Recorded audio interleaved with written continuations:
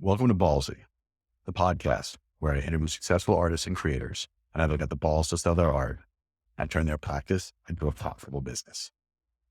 As a former entrepreneur turned artist, I realized that being an artist is basically like running a false art, and you, the artist, are the CEO. I talk to artists about their businesses, talk real numbers, throw hacks, tools and tricks, and how they were ballsy enough to make that their career. Welcome to Ballsy. You clearly have had the balls to sell some art. Everybody, I would like to introduce you to Curt. And how do I pronounce it? Hammersley? Hammerly. And it sounds like a good sculptural name, Hammerly. Yeah, it's a funny thing to make ceramics with. Right. I feel like you should be working in steel or something like that. Something like that. But this is how it ended up. That's actually a good story. Is when I first started, I was thinking of either doing blacksmithing, glass blowing, woodworking, or ceramics. But ceramics has the easiest barriers of entry because there's so many community studios that teach classes that you can just hop into on a whim. I went the ceramics route because it was easy at the beginning. You know, it's the path of least resistance. They say that's Absolutely. how it often works. I've taken a wheel throwing class or two in my life.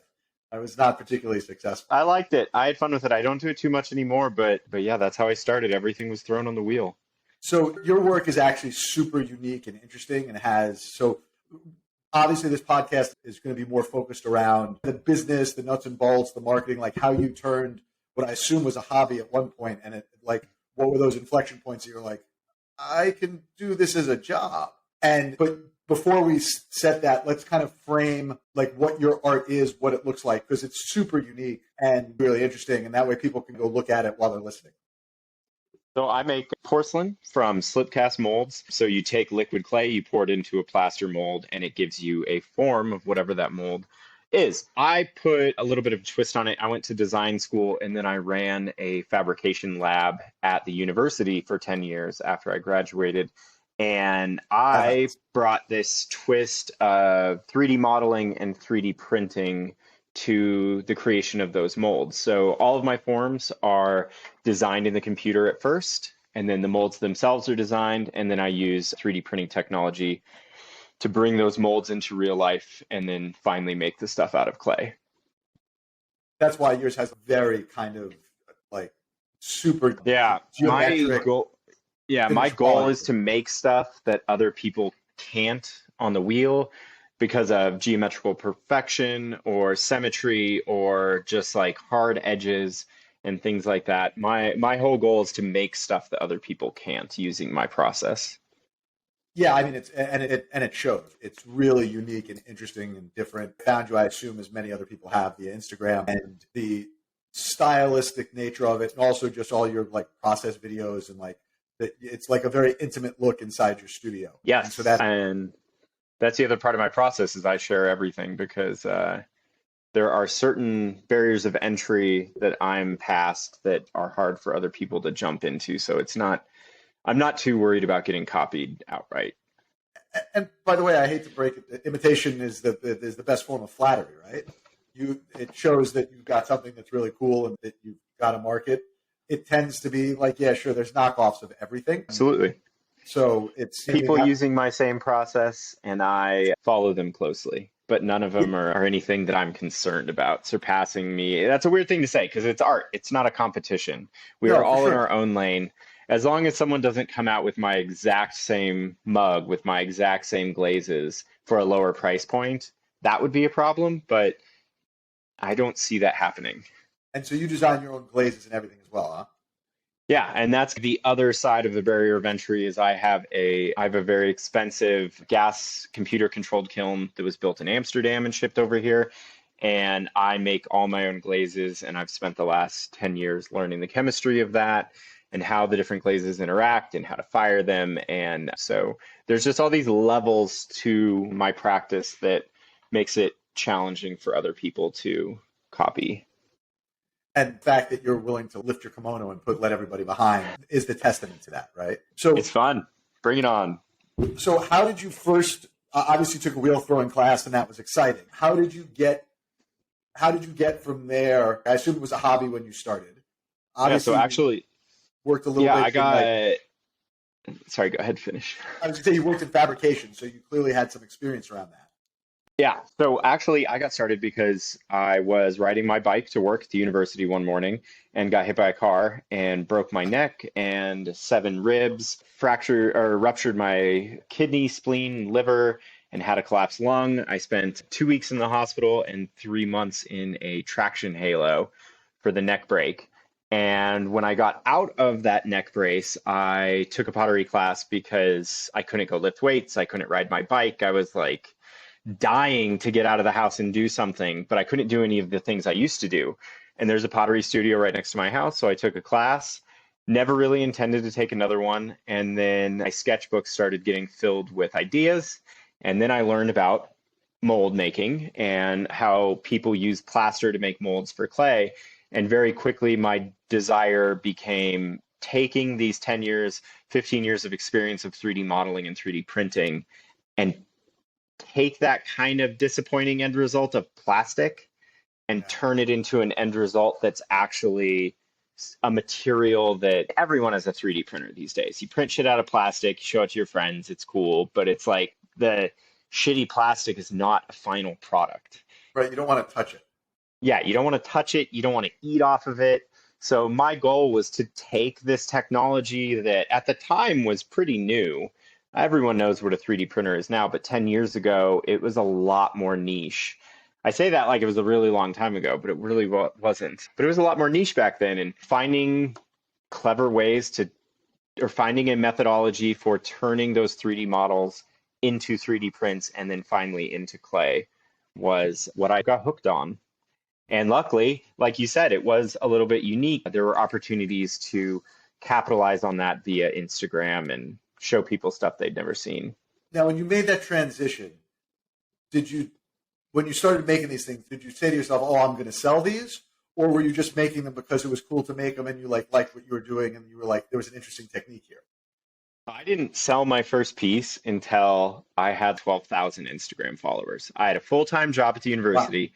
I had every intention of staying at that job until I hit my 30-year pension, and then I would retire and do something cool with my time. So I started posting on Instagram just for fun. I had been a lurker following other artists for a very long time and was like, hey, if they're sharing what they're doing, I could do that too. That would be fun. So I started putting up pictures and I started putting up videos and people started latching onto it. And then eventually it got to this point where people were like, are you ever going to sell any of this shit?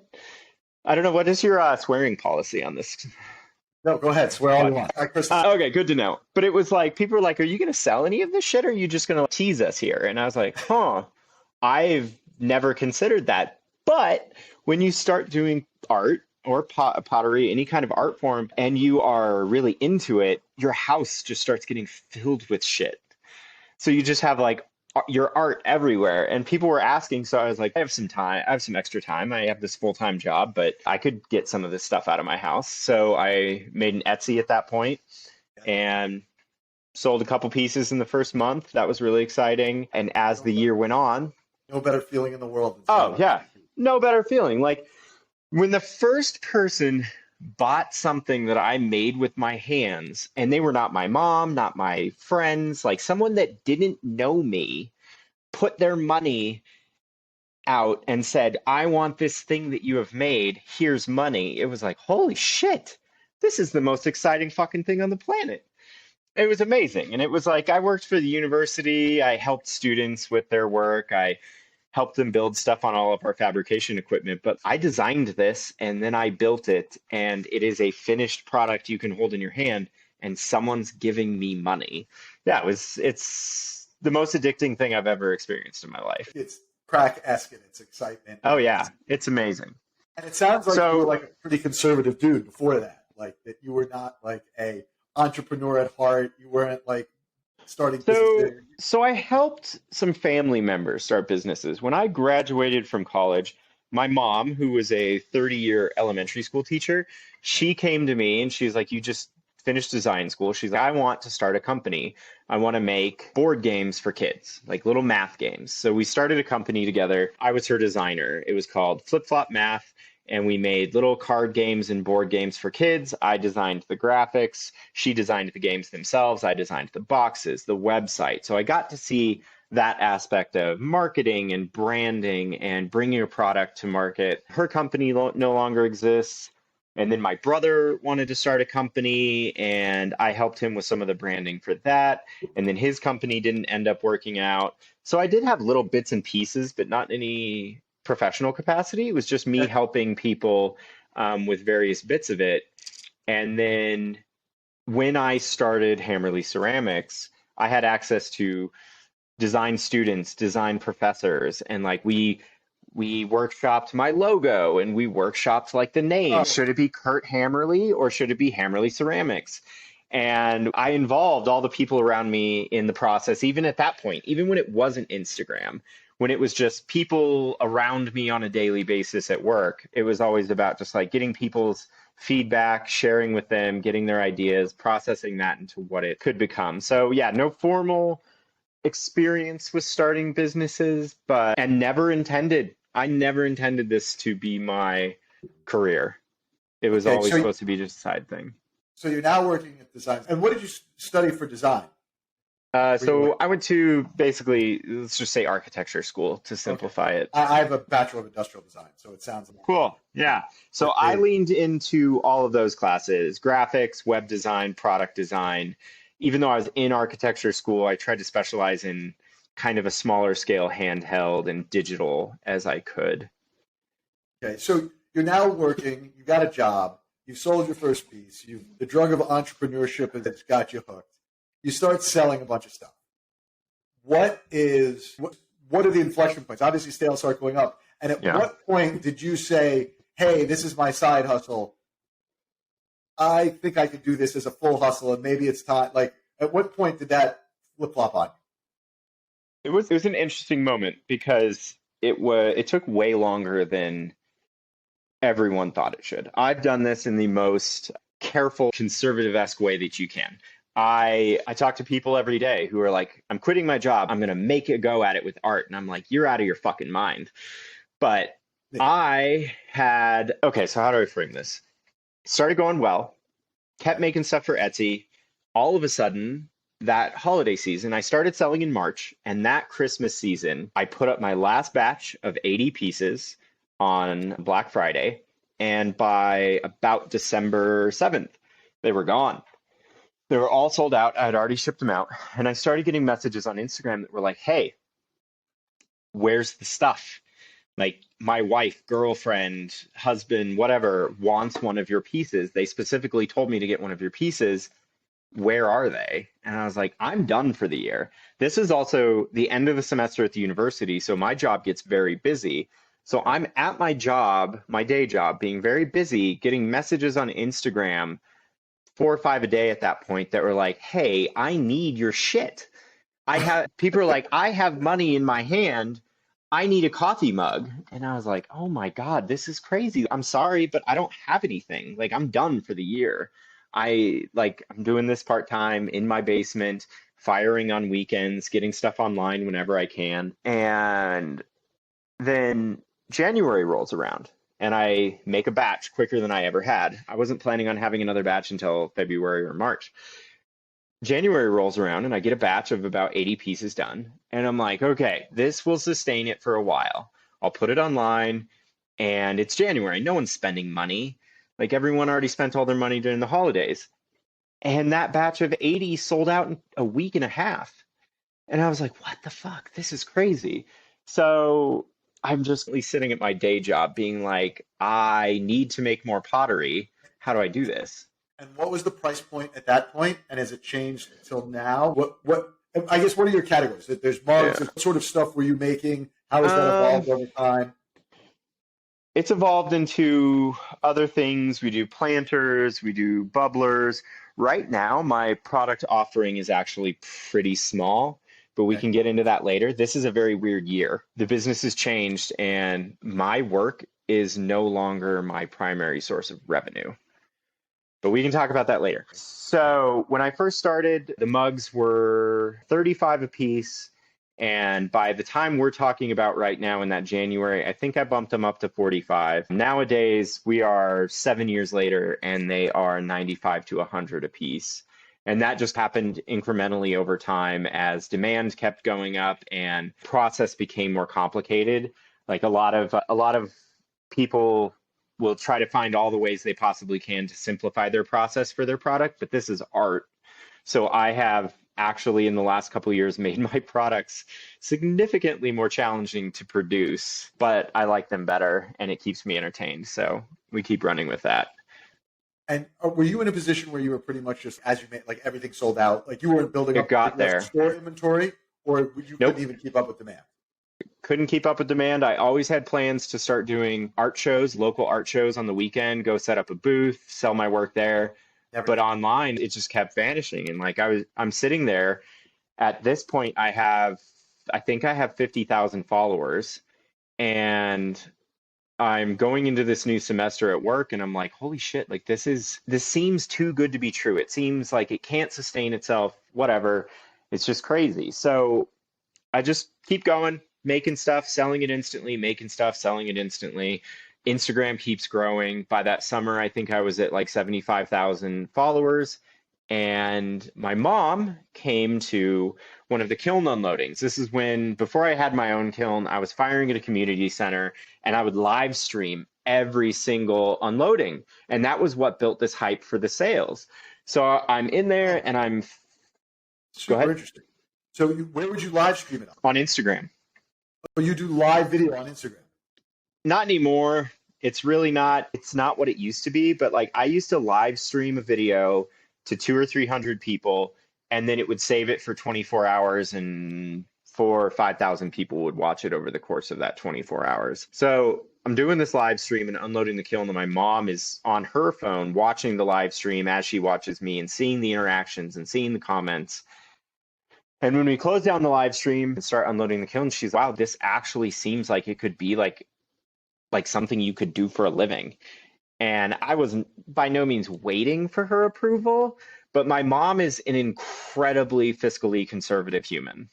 And she worked in the same classroom as an elementary school teacher for 31 years. Like she did what she was supposed to do. She made her living and didn't risk too much in her career. She was raising 3 kids and so on and so forth. So it's totally understandable. But for my mother to say that to me and be like, wow, like I was not raised to be an artist. I was raised to be an engineer. So for my mom to give even the slightest indication that she thinks that me making art for a living could be a viable career path was just like, holy shit, maybe it is. Being as cautious as I am, I went to my boss and said, hey, I want to go down to 3 days a week instead of 5. I don't want to work full time anymore. I want to make it go. Everyone at work knew what I was doing. And they said no. And I was like, Wow. you let new mothers, you let people in other situations have a flexible schedule.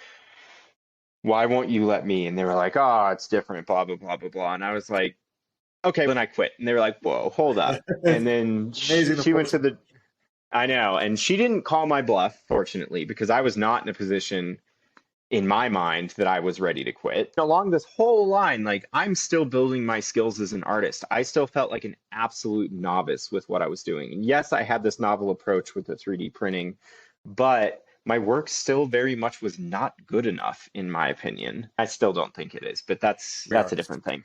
Yeah. So I go down to 3 days a week and they let me do it. And so now I'm doing 3 days at the university and 4 days dedicated to pottery. And there is a 3-month period where I made more money with pottery 4 days on my like part-time schedule than I ever would at my career. Like I was staring down the barrel. You got promoted. There were no promotions. Without a master's degree or a PhD at the university staff level, there's nowhere to go. So I was in this position where I was just looking at 1% to 2% raises every year for the rest of my life. And there was this 3-month period where selling pottery on Etsy completely demolished that salary. And I was like, holy crap, if this happens a couple more months, I'm going to quit completely. And that's exactly what happened. I just kept making more stuff, kept improving, came out with new designs, came out with new glazes, kept building the Instagram. I think by the time I quit my job, I was at 110 10,000. I don't even remember at this point. How many inbounds a day would you get from Instagram? Or did they just find you? Did you just direct them to Etsy? Was there outreach, or was there like a funnel in some way that got your customer to where it was basically posts funneling to the one link in my profile that was the Etsy. Okay, so it was like, look at your profile, I could click Etsy and I could go buy stuff. Exactly. And early on, because of the way that ceramics works, is like you spend all your time making a batch and then you fire it all at once. It's changed a little bit now that I have my own kiln and we're firing every single day. But back then, it was like I fired the kiln up at the community center once a month, and that was my batch. By the end, I was firing 2 kilns at once, right next to each other, and that was my batch. But this batch process coupled with my willingness to share the process created this month-long hype leading up until the final, like you open that kiln door and all of the beautiful stuff is on display. And at the time I didn't realize that it was not intentional. It was a byproduct of the process. But it was over the course of the month, people are like, can I buy something? And I'm like, it's not done yet. And they're like, when will it be done? And I'm like, in about 2 weeks, you should sign up for my email list. And when it's all done, I will send out an email and then it will go up for sale.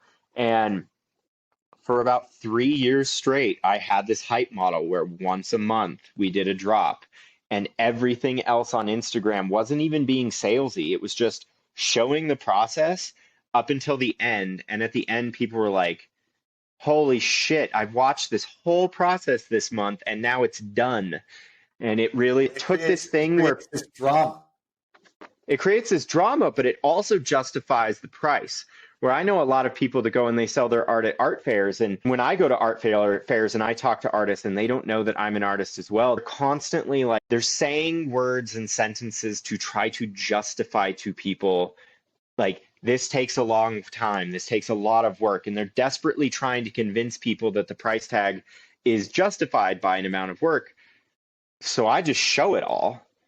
I show every single step of the process, and people are like, wow, you've been working on that one piece technically for a month. And it's, yeah, this is a batch process and there are many steps involved. You have to wait for stuff to dry. You have to wait for stuff to cool. You have to do all of these different things. And just that act of sharing the drama of it, like you said, like sharing the successes, sharing the failures, all of it just builds rapport with your following to the point where they are willing to open their wallets for you. And it creates scarcity. You figured out the NFT drop before NFTs. Honestly, I didn't figure anything out. Nike was doing this before I was. They were just doing it on a bigger scale. They like doing a monthly drop where I have a timer on my Instagram stories, and when that timer hits 0, you can hit the buy button. Like, we're actually doing one tonight. So all of this work over here, we have 297 pieces going up for sale at 6 p.m. tonight. And what's the turnaround time, do you think, in the market you have now that those things sell? Does it take you an hour? Does it take a couple of days? Does it take a month? It's hard to say. And we're in a standard distribution. 80% of the customers are going for 20% of the pieces. Because I have so much dramatic variety in color and texture and patterns, there are definitely the ones that are more sought after and the ones that are less sought after. Like I said, this year has been different. Up until this year, I've done a drop every single month. And this year we've done 3. And why is that? Because I'm making... I don't know if I'm allowed to talk about this. Okay. I'm doing I have a wholesale thing that I do with Seth Rogen. Oh. Okay. We make ashtrays for his company Houseplant. Wow, that's fucking cool. I didn't know he had a company, and I didn't like how did that. That's like we're gonna have to get back on that tangent, like how the relationship started. Yeah, that's just Instagram. He's either on Instagram a lot or you smoke a lot of weed. One of the two. Him and his wife started doing pottery at the beginning of the pandemic. And he started following a handful of the ceramic artists on Instagram. And one day a friend of mine reached out and she was like, did you know that Seth Rogen follows you? And I was like, what the hell are you talking about? And I looked and he did. And I went to his page and I looked at what him and his wife were doing. And it was like, holy shit, they're doing it. And then at some point later, I think I can give any details, but at some point later, he reached out to me because he was looking for someone to make some stuff. Congrats, man. Very nice. Thank you. Yeah. It's So I would assume that means the demand of the pieces, being that your production's way less for public facing, that that the demand is probably higher. Did COVID help you or hurt you? Oh, last year was the most insane year of my life. We did 500,000 in revenue. COVID was, oh, thank you. Yeah, we had doubled revenue every year for 4 years straight. And then at the end of 2020, I was like, there's no way that we can double it again. There's absolutely no way. But COVID was great for us because everyone was in their house online. There's actually, in my experience, the friends that I talk to, it seems like now is actually a fairly significant drought for selling stuff online, selling art online, is because people are getting back out into the world. They're spending their money on experiences, trips, stuff like that. But yeah, for online artists, obviously not everyone, but for the online artists that I know and I talk with on a regular basis, COVID was absolutely amazing for the online ones. Yeah, and also your price point is an attainable price point. Like you're not selling $10,000 pieces of art. You're selling high priced but achievable for most people. Yeah, an older potter years ago told me, never forget you are in the business of selling expensive gifts. It's a gift on a level that is just, it's not something that a lot of people would normally spend for themselves, but splurging for a friend or family member now, is there possible. Like margin in these pots, like at scale, and like obviously you've picked up a bunch of So you start. Hold on, let's go back a little bit, then we'll go forward. You've now said, okay, I'm making enough money. I've beaten my salary. I'm not going back. That's it. I'm ejecting. I quit. You start your business. You're still using the community center, for God's sake. So yeah, a side hustle and a side hustle, right? And so they must love you at the community center. So you're doing that. At what point? I assume you have employees by this point. Like it looks like you have a decent sized facility. Like what does that curve look like in terms of cost, risk, bringing on your first employee? What does that look like? How scary was that for you? I leave the job. I have a studio that I've built in my basement. So I'm in my basement. I'm hauling clay down the stairs. I'm hauling clay up the stairs. I'm packing it into my car. I'm driving it half an hour away to Boulder, and I'm firing it in their kilns. After, let's say, 9 months of that, my brother comes to me. My brother was a middle school math teacher, and the school that he taught at had a school shooting, and he was just a couple classrooms away from it.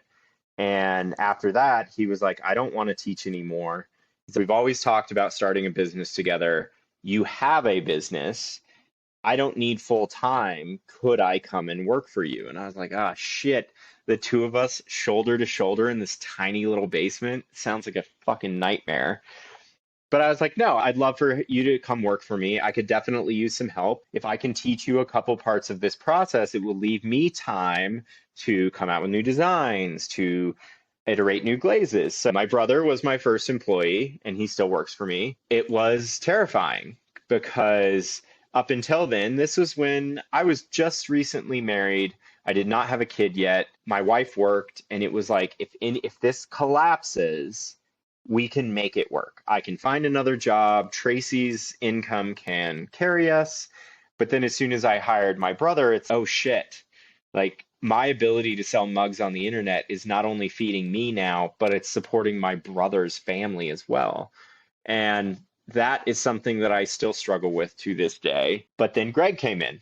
Yeah. But then Greg came in, and I don't mean this in any arrogant way at all, but the two of us put together can do just about anything. He has all the skills that I don't have, and I have all the skills that he doesn't have. And it works immaculately well for running a business. So we start talking. 1 + 1 = 5. Yeah, and it really does. What Greg has done for the business is unbelievably helpful and game-changing. At this point, I am getting sick of firing at the community center. I'm getting sick of hauling my work up there. I'm getting sick of all of the members up there telling me you're not allowed to do production in our facility.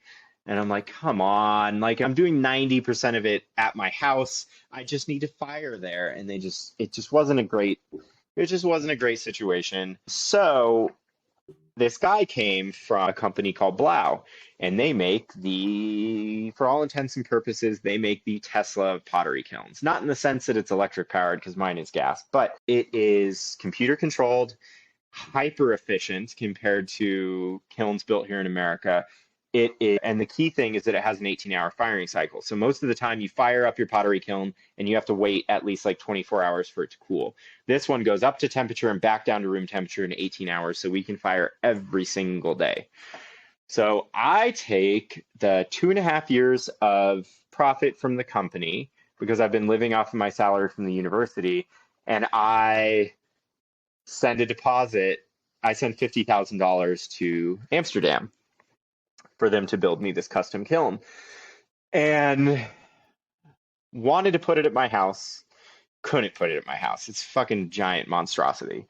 And my neighbors would have hated me, and the city would have hated me. And can this business not only support my livelihood, my brother's livelihood, but can we have the overhead of a rental space and still make it work? And so I'm actually in our second space right now that we got just last November. But the first space that we got, it's 1,400 square feet, and it was me and my brother. And so we went from my basement and firing at the community center to 1,400 square feet, having a kiln in the back. And now all of a sudden we can do every single step of the process within 4 walls. We build a shipping station out. We get everything built out for efficiency. We have a photo booth that can be set up and taken down very quickly, and we just start cranking. And we have that first. So this is the timing. We got in here right before COVID. The November, right before COVID, was our grand opening, and we had a huge holiday season online. And then in January, the whole plan was to build out a storefront and all of this shit. And then by February, COVID happens, and it's like, oh shit, like we're not selling in person. That doesn't even make any sense. So we're like, okay, we're going to lean into this. We are going to pivot and dedicate all of our energy to selling online. And just because I was terrified. I graduated in college right before 2008 recession, and I quit my job fucking before COVID. So I don't have the best timing in the world. But maybe I do that, because we were terrified. Like, we shut the studio down for a while, like even just the two of us in the studio, because we just didn't know what the hell was going on. But then by that summer, it's going so crazy. And I'm standing at a table doing basically like some of the grunt work, some of the kind of more repetitive, tedious stuff with my brother. And he looks at me and this isn't worth your fucking time. You need to hire more people. Yeah. And I was a little skeptical, but then a week and a half later, my wife came to me and said she was pregnant. And I was like, shit, it's time to hire people. Obviously, the plan. I know, but okay, so that's a great point to bring up, because that's how this has to work. You have to be able to manage those expenses, but at some point, it's hope for the best. Like, now I have 5 employees, 1 full-time, 4 part-time, 2 studio rentals, utilities, materials, all of this stuff. Like, when I first started this, the overhead was nothing. I was in my basement. It was me alone. I paid $60 for a kiln firing. I could make my old salary at CU Boulder, not effortlessly. It was still a ton of work, but compared to everything that I do now, it was a fairly chill lifestyle, just making pottery in the basement and selling it. What was your margin mug back then versus your margin now? I assume it's tighter. Or maybe not, because your prices have gone up. Has the margin stayed about not. We have found the margins have stayed around the same. It's hard to say exactly the margins, because back then I wasn't really paying myself. When it was just me, it was an LLC, and it was the money is just mine. Yeah.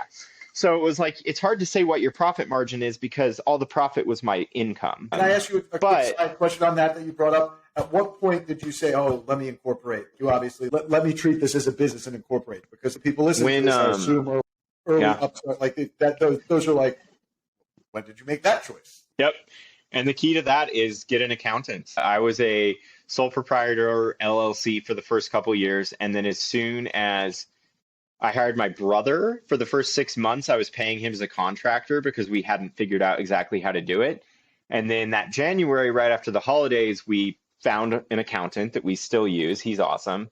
And we had him into the studio and we told him everything, showed him the numbers, and he was like, you absolutely should incorporate. Like, if you're going to have more employees than just yourself, you should incorporate. That was his advice at the time. Obviously, I don't know anything about that I know very little about the accounting stuff, but like finding an accountant has been one of the best business decisions I ever made. Finding people who are smarter than you and better than you at the places Yeah. back. I have to say, I found a great accountant who I live and die by. Yeah. So Some of the stuff that this guy does at the end of the year, I'm like, I thought I was going to have to throw another 12 grand at this. And he's like, no, you're getting 4 back. And I'm like, what are you talking about, sir? It's what just people crazy. don't realize is good accountants are more of artists than we are. Yeah. A good accountant is a different type. Some of the stuff this guy tells me, I'm like, that's a thing? It's just crazy. Now, so nowadays, so did you ever do like outside funding, or this was just it's just funded itself? No, we have funded itself off of cash flow. For those first 2.5 years, I saved every single penny. I lived off my university salary, and that's what bought the kiln. And that $50,000 investment, we've put $1.3 million worth of pottery through it in the last 2.5 years, or three years at this point. So it's like, I'm absolutely terrified of debt. I have my mortgage, and that's it. My brother and I, throughout our adult lives, we talk about finances all the time. It's great to have someone very intelligent to talk about with these things. But yeah, it's all been funded. I think at one point my brother said we move at the speed of cash. If we need something, we save up for it. At this point, I have a disturbingly large financial safety net, because I am terrified of the day I ever have to fire anyone. I've been working with these people for a while, and I hope it never happens. But if it does, it at least won't be just a catastrophic crash. I'll be able to keep paying them for a while, even if I know that I have to let them go for whatever reason, and just to keep it afloat. Because I have a 18-month-old now. My wife's not working right now. My brother's livelihood depends on me. Yeah, I'm sure your nut keeps growing every month. Like, I'm sure you have. So that's my next question. I'm always curious, what do you spend these days? What do you spend the most money on, and what do you spend most of your time doing? I spend the vast majority of money on technology and equipment for the studio. I have always been a tech toy person. Okay. And now I get to buy those things as a tax write-off, so it works out very nicely.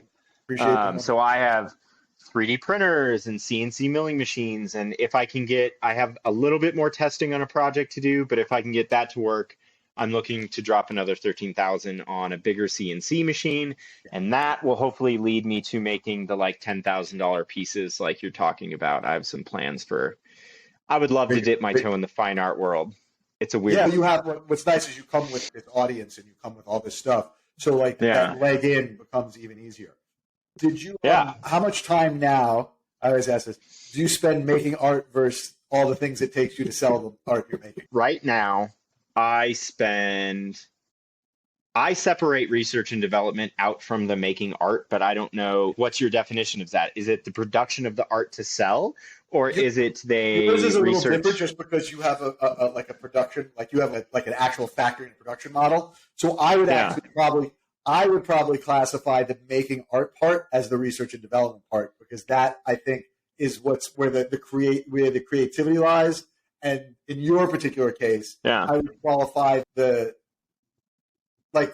in my concept of you creating, to me, it would be the research and development. It would be the creation. Yeah. So this summer was great. We have the Seth Rogen gig. We have my work that the employees spend their time making. And then I'm actually backtrack. So this summer was great. I did a ton of research and development, some of which is coming together into projects for the holiday season. So now all of that is tabled. Right now we are in holiday mode. Okay. We are trying to make 1,000 Christmas ornaments. We are trying to make just as many pieces as we possibly can to move through the doors in the next couple months. So the research and development is pretty tabled for now. I also picked up a project for another company that I can't even tell you the name of, but it So like is a contract work for a company that is bigger than I could possibly imagine. Okay. It's something that will never see the light of day. It's an internal project. It's taking up a bunch of time. So my own work and my research and development shifts based on whatever comes my way, because I am still interested in seeing exactly where this can go. It's interesting. No one ever comes to me. I don't mean anything bad by this, because it doesn't bother me at all. No one ever comes to me for my art.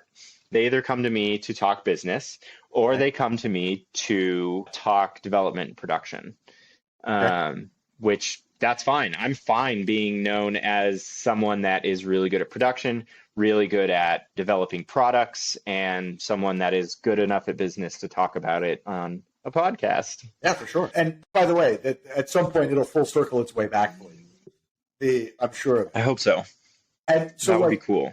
What percentage of your sales are Christmas versus the rest of it? I assume a lot of your business is focused in the holiday season, or is it neutral throughout the year because of the way you do? I would say we do about, this year's different. This year's weird as hell. But most years it was about a third between November and December. Basically November 1st hits and we are in holiday mode until last ship day with UPS, which will be about the 17th. Is when we cut it a little earlier. I would rather just cut it a couple days early than risk people being mad. So we usually just pick the 17th of December is our last day of the year, and we just race until then. We'll fire the kiln every single day. Now, yeah, I can't even fathom of how crazy it gets, the packing, and just it's got to be insane. It's pretty wild. Taking a little twist, and we briefly talked about it. But customer acquisition and marketing. Obviously, Instagram has been your channel, and Etsy, obviously. You still use Etsy? Nope. We, at the beginning of COVID, we had been wanting to get away from Etsy for a while. And at some point, you outgrow Etsy, in my opinion. One, you're not allowed to collect email addresses or customer information. The customers are Etsy's customers, not your customers. They are very clear about that, and it's annoying as fuck. Two, the way that we're doing our batch launch, even when we were on Etsy, it got to the point that if I just put a bunch of stuff up at 6 p.m. and no one had seen it before, it was a bloodbath. People got so upset because they were buying shit without even waiting for the pictures to load because they were afraid that it would be gone by the time the pictures loaded.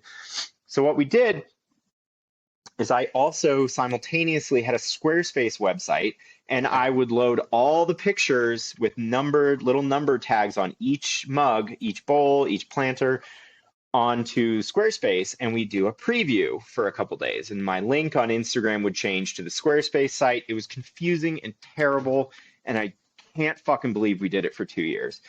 But at the beginning of COVID, I was like, okay, we're doing Shopify. Can you do this? And my brother's absolutely. So he learned Shopify. He learned all that shit. He made us a Shopify store. Shopify is fucking amazing. I absolutely love it. So right now on our website, you can go see all of the items that are going up for sale tonight. They've been up there for 3 days. You can see all the pictures, zoom in, look at them up close, write down your favorite numbers. And then tonight at 6 p.m., hit the refresh button and the add to cart button will appear. And people actually now have a better idea of what they're buying so they don't get upset after the fact. That's it. It's one of those things that's actually really interesting, and the idea of actually owning your customer. And this goes to I talk to a bunch of people who are also in the fine art space, and there people get stuck in the gallery world where the gallery, aside from taking 50% of their business, also owns the customer. And so it's one of the most important, I think it's one of the most important things. And now with social the way it is, that it allows artists to communicate directly with their audience, with their customer, and build that. How many people are on your email list? 12,000. Nice. See, that's that's how you build a business. Absolutely. Because even if Instagram does kick me off for whatever reason, or Instagram, who knows what happens? The algos. That is one thing for people listening to this. Get an email list. The email list is literally the only thing you can own to connect with your customers. Everything else is someone else's shit. So have you diversified out? So you're Shopify now. You've dumped Etsy. You're focused mostly on Instagram. as these other platforms came up, did you do YouTube or TikTok, or because your thing feels like it could have a big TikTok kind of vibe to it? I posted like a handful of videos on TikTok. I actually really despise TikTok, just the way that it functions. It's a meat grinder for content. There's no way to really build a rapport with your following. It's just people chugging through stuff. So I don't personally like it. Okay. I did, however, post videos there for a while, and somehow I have 50,000 followers over there. I didn't ever really try. Yeah. YouTube, I have tried 3 separate times, and I can never justify the time investment for no money upfront. Obviously, YouTube can be an amazing platform, and you can make money from it. You can gain from it and all of this stuff. But when I'm already selling almost everything that I make, it's really hard to invest a significant amount of time per week, per month into something brand new. So I tried the first time, got professional equipment, tried to make the highest quality, most edited videos I possibly could. Burnt out on that after 3 videos. Then I went in and I'm like, okay, I'm doing this different. Phones are good enough now. I got this little gimbal. I'm just going to do simply recording, kind of expanding on what I do with my stories and just showing people this is what I'm doing on a daily basis. Simple cuts, simple edits, just put it out there. It still was just too much work. And I could never get into the position where it made sense, because between 20 hours a week marketing on Instagram and then adding another 20 or 30 hours a week on YouTube, like that's the full-time job, not even making my work. So here, I have 2 questions for you there. One, you do all your own social. I do, and I plan to always do that. Now, when you say you're spending 20 hours a week on Instagram, what's eating up that? That was in the past. It's a lot less now. My goal was 3 videos and 2 pictures a week back in the day. That sounds attainable. I did that for almost 4 years. That's why you have as many followers as you do. Yeah. And now it's, and that's the insane thing, is a lot of times if I do a podcast like this, or if I'm talking to someone that's trying to do it, they're like, when did you have your big break? What happened that grew your following? And you're like, no, you don't understand. It doesn't fucking work that way. Like, I've had consistent follower growth over the last 7 years. I actually had my biggest post ever. Everyone says Instagram is dead and it's impossible to grow. I just had my biggest post ever by a wide margin. I have a video that's at like 12.8 million views. Wow. And I've got 23,000 followers in the last 2 weeks because of it. Yeah. So it's like, you never know when it's going to happen. You just keep making videos. I just had one of mine that did 1.2 million, which I thought was the most. Was probably more than everything else I've ever done combined. Got 5,000 followers in 2 weeks. 5,000 followers. It is for sure not dead. And look, I think that the thing we joke about, the one nice thing about TikTok, TikTok, it's a meritocracy, right? Like, best content wins. And so you can go from 0 to 1 million followers very quickly, as opposed to the grind that was Insta.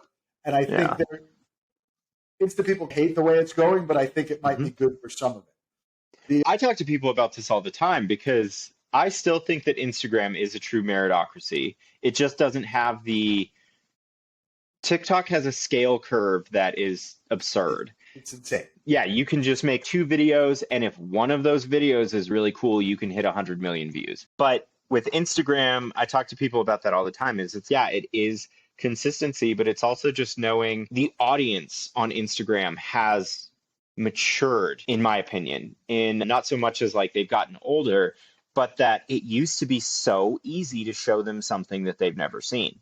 When I first got on Instagram, I got my first 50,000 followers from throwing videos, not from mold making and stuff like that. But it doesn't work that way anymore, because nowadays, the vast majority of people that are even remotely or tertiarily interested in pottery have seen throwing on the wheel. It's not as novel. It's not as easy to get those likes. You used to be able to just shoot a 20-minute video, put a 2,000% speed increase on it, and just make a just disgustingly fast-paced hyperlapse video. But that shit doesn't work anymore.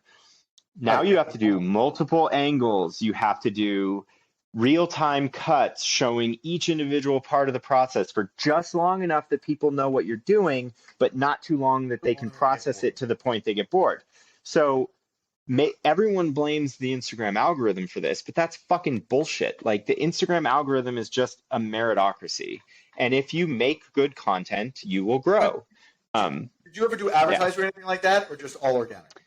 So back in the day, I did it 3 separate times because I was giving talks at local places. I gave a talk at a convention once on Instagram for artists. It was actually what the talk was called. And I felt that I needed to at least have experience with ads because I had been fully organic until then. And basically where it landed was that you would have to pay so much fucking money to gain traction on Instagram with paid ads. Like, it's obscene how much money you'd have to spend. Yeah, like that 12.8 million view video, that would probably cost $100,000. Yeah, it's right. Yeah, just make awesome content. You probably become I've become a very lazy video editor. I'm always trying to. Here, we're talking about business. The whole thing here is efficiency. That 12.8 million view Instagram reel, I filmed it in 20 minutes on and off because I had to wait between the steps. I edited it in 10. It took me 6 minutes to pick a song. So 35 minutes of my time became 23,000 followers. What's that worth? Yeah. It's like more than all the followers I've ever accumulated. It's amazing. Yeah, it's fucking crazy. But God bless the internet. You never know when it's going to happen. You just have to, what I always tell people is you just have to make the best quality content you possibly can and make it regularly. And then just try to get better. You've also just narrowed down to 1 or 2 particular platforms. Yep. My big diversification was the ashtrays. So last year during the summer when Seth approached me, I was in a position where it was like, this is getting scary. We are having to sell 400 or so $100 mugs per month to perpetuate this business. That can't keep going. In my mind, I just don't feel like, even with my huge following, I don't feel like I have the sales capacity for that. And it was just like, wow, it's my livelihood, my family, my baby, my brother, all of my employees. Like, we have to find something to diversify this, or it's just going to remain too volatile and stressful. And so that's just that's a rev share. That's a contract gig.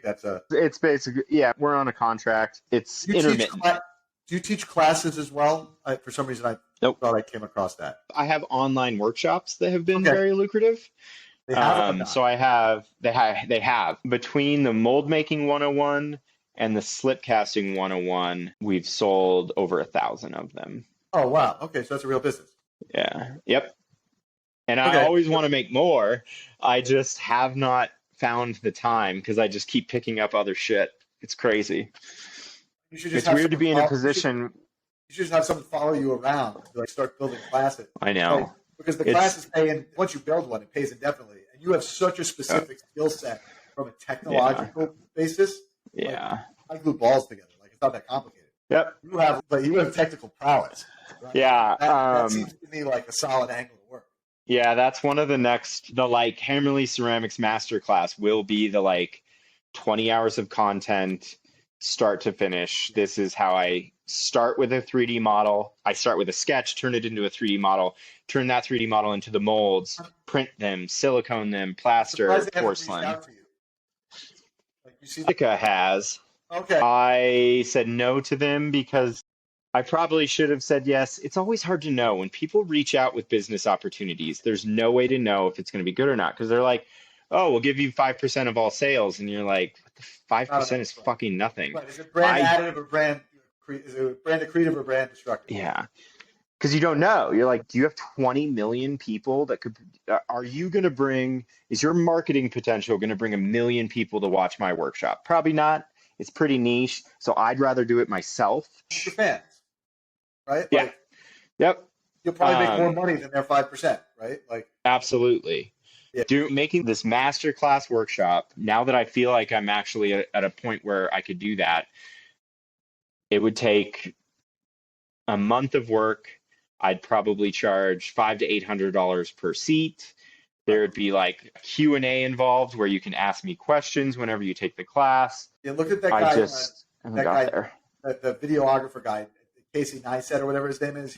I was looking at one of his classes, and I'm sure he sells a gazillion. Yeah. There's a lot of platforms. Yeah.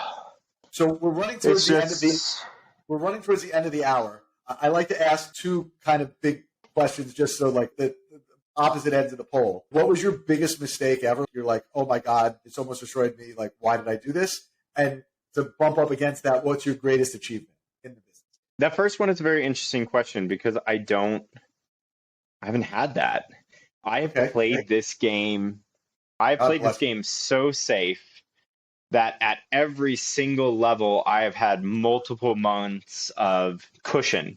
So for example, last year, I came up with this mug design. I think it was the coolest one I've ever come up with. I actually just redid it. So this was from last year. Yeah, super cool. And I pre-sold 109 of them. And then it started failing. So I had to refund over $10,000 worth of pre-orders because I couldn't get it to work. This black surface started bubbling inside the kiln, and I couldn't figure out why at the time. Like, my chemistry knowledge wasn't there yet. And now I'm not launching it as pre-orders because I'm not redoing that same mistake. Okay. But there was a time last year right before the holidays where I had to refund $10,000 after doing all the work. But this is the insane thing, is that last year we did $500,000 in revenue, and refunding $10,000 and missing out on all that time. Like, we could have done more revenue if this would have worked, but I have just positioned myself that it didn't destroy us. There's no one thing that we could do here that would destroy us, which is by design. Absolutely. And slow and steady wins the race, but this has still grown way faster than I ever possibly could have imagined. Awesome. Yeah. By the way, sorry, what was the other question? It's going to probably like you think you're like there's that saying, like, linear growth curves. Like, if you look at an exponential growth curve, when you stand on it, it feels linear until it goes parabolic on you. And it sounds like, just from all the things and seeing what you're doing, that you're probably like way down here of the curve that's about to go parabolic on you. So this is going to get fun. So the next... And we'll see, because that's the weird thing, is I don't see how it's possible without scaling up production huge, which I have no interest in doing. So I know we're at the end of the time, but my plan is that in the next 5 years, I'm back in a home studio on a property that I own, but it's like a bigger home studio, like a 1,000 square foot steel frame building.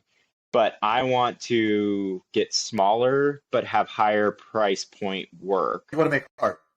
Yeah, the production and the managing employees is not my favorite thing in the world. So we'll see. I accept that. I want employees, but I don't. My last question was, what do you feel like your greatest achievement in building this thing? I think that my greatest achievement in building this is the consistency. I have been burnt out along the way many times for many different reasons, but I have managed to pull out of it quickly every single time and just get back to work. And I think I've been doing this for 7 years now, and I've made friends along the way that are doing similar things.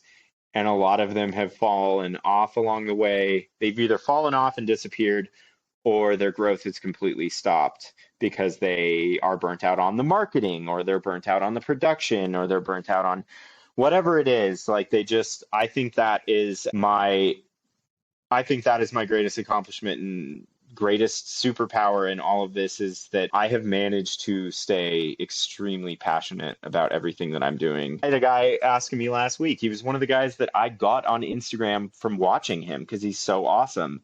And he was like, dude, how the fuck do you get in your stories and still sound excited after all these years? He's like, I am so sick of making Instagram content. And I'm like, I don't know, dude. I just get in front of the camera and talk about exactly what I'm excited about at that current time. I'm always doing R&D, even if it's half an hour a day.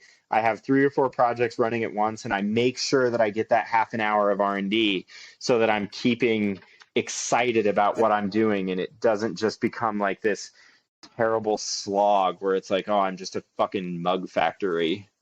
Right. The war of art, man. Doing that little bit of like actual creative work. Yeah. So how do people find you? How do people buy your stuff? How do people track you down?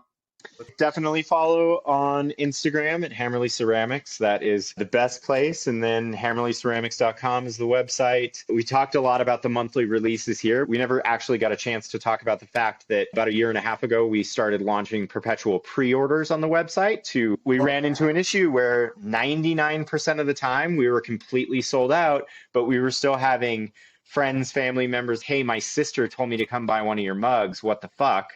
So now we have pre-orders on the website to capture that traffic from the people that are either buying gifts or whatever, but they are not the avid kind of followers that pay attention to every single post and every single story and stuff like that. By the way, I know we're like veering back into podcast land, but like those little things to create that demand and to see that and to be able to absorb that demand, realizing that you have more demand than you can supply. It's super creative. It's super interesting.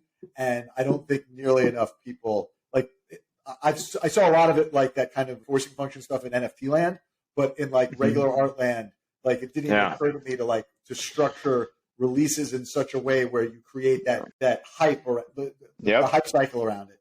And it's absolutely hype. There could be a couple hundred people right now with alarms on their phone for 3 hours from now. It's so crazy. Never could have imagined in my entire life. But just to bring this all together, like the business side of it, in my mind, is easy. A problem presents itself and you find a way to solve it. The thing that I think is the hardest personally is the marketing. Getting in front of people that want what you have and then keeping their attention over a long period of time is the most nebulous and frustrating thing imaginable. But that's why I try to never get sick of the marketing, because you can never have too much. I know a lot of people that are like, okay, I'm selling my work, I'm going to like slack off on the Instagram. And it's like, you shouldn't do that.